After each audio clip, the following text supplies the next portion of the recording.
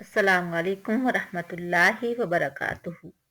अल्लाह ताला ने कुरान करीम में इरशाद फरमाया है, वमा आताकुमुर रसूलु फखुजूहु वमा नहाकुम अन्हु फंतहु।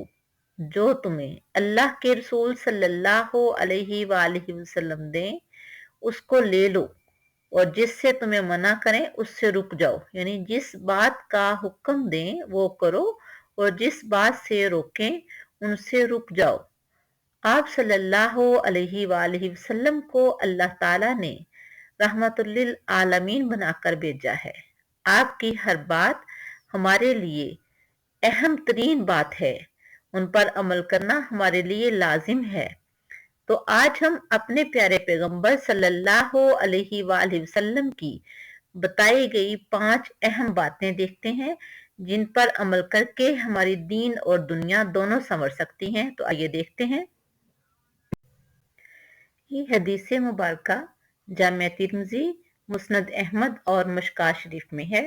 हजरत अबू हुरैरा कहते हैं, एक दिन रसूलुल्लाह सल्लल्लाहु अलैहि वसल्लम ने फरमाया, मेरी ये बातें जो मैं बताऊंगा कौन लेगा और अमल करेगा और अमल करने वालों को बताएगा। मैंने अर्ज किया, ए अल्लाह के रसूल सल्लल्लाहु अलैहि वसल्लम, मैं इसके लिए तैयार हूँ, बताइए। तो आप सल्लल्लाहु अलैहि वसल्लम ने मेरा हाथ पकड़ा और ये 5 बातें बताई। सबसे पहले फरमाया, अल्लाह की नाफरमानी से बचो तो सबसे बड़े आबिद बन जाओगे, यानी इबादत गुजार बन जाओगे।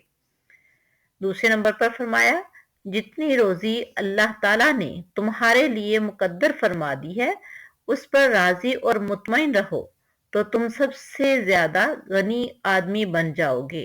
क्योंकि अल्लाह ताला का फरमान है, ला इन शकरतुम ला अजीदन्नकुम, तुम शुक्र करोगे तो मैं तुम्हें और ज्यादा अता फरमाऊंगा। नंबर 3 है, अपने पड़ोसी के साथ अच्छा सलूक करो तो मोमिन बन जाओगे। क्योंकि आप सल्लल्लाहु अलैहि वसल्लम का एक और फरमान है कि वो मोमिन नहीं हो सकता जिसकी शर से उसका हमसाया महफूज ना हो।